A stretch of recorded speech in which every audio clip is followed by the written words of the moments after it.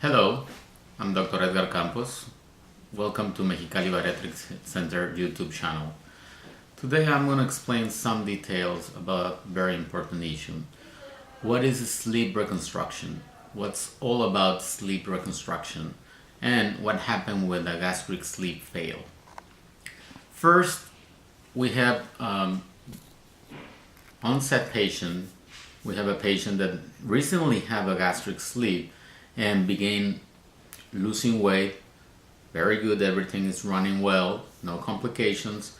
But then after 6 or 8 months, you can stall on the weight loss.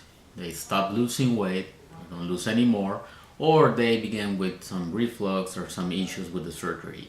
So basically, we need to review what's happened with that weight loss surgery. Sometimes a gastric sleep is very well performed, and in that case, our patients can have a hiatal hernia. So the first step is we need to sit on the office.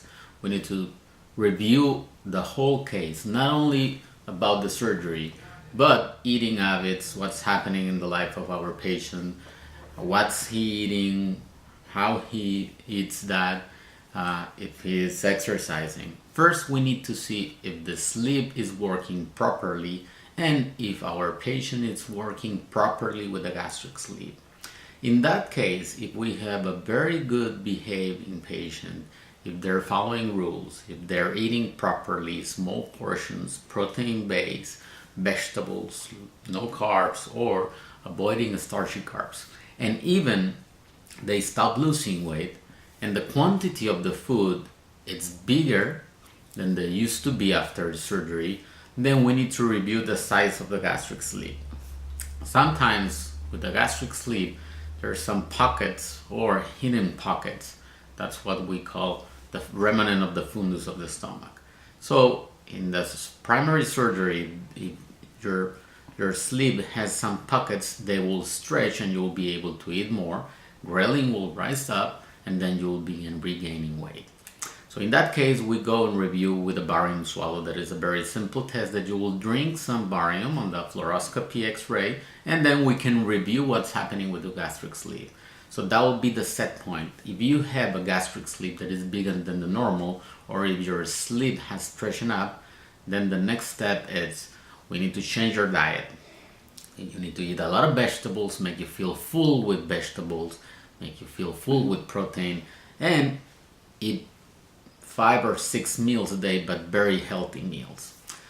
In that case, if you're still not losing weight or you're struggling with your weight, the next step is we can do a sleep reconstruction, or we can review your sleep under surgery and staple and cut the remnant of the stomach that has left in place.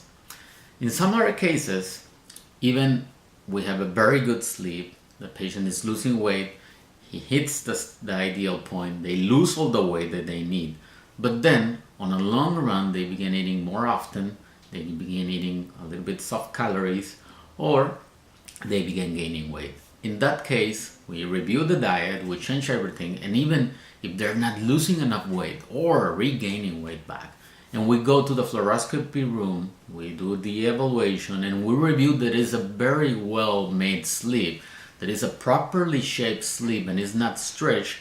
Sometimes in that case, we need to review what happened with the intestine. So in that case, that means that you have a very long intestine, that even if you're losing weight on the very beginning, your metabolism is low and you're very efficient absorbing everything because the intestine could be long. In that case, the best scenario is go and convert that gastric sleeve, that very well made gastric sleeve, to a duodenal switch. So that's what we call a second step surgery. The duodenal switch was a surgery that basically get the set point for a gastric sleeve. The first part of the duodenal switch is a gastric sleeve. So the natural evolution to convert a gastric sleeve is go to a DS. But in some cases, with the gastric sleeve, you have a lot of reflux and you're struggling with the reflux, and even the medicine is not working properly, and you have a hiatal hernia, and sometimes you gain weight because you're eating more often because of the acid reflux. So in that case, what we do is we can convert your surgery to a bypass. So once we know that the sleep is well performed, that is running properly, that your stomach is tight and is small and it's not stretched, and you're gaining weight, we have the other set point. We can go either to a gastric sleep converted to a DS, or we can go to a gastric sleep converted to a bypass. The option that we have with the DS is sometimes if you don't need a full DS, we can do a Sadi-s, which is the single anastomosis duodenal switch. So that's less malabsorption, but very weight loss efficient. So basically we need to take care about every single case. So what we advise is either go to your doctor or call us, let us know what's you're struggling, let us know what's happening to your life, and then we can do a full evaluation, we can perform a full evaluation, and there's another options if your gastric sleep is failing. Thank you.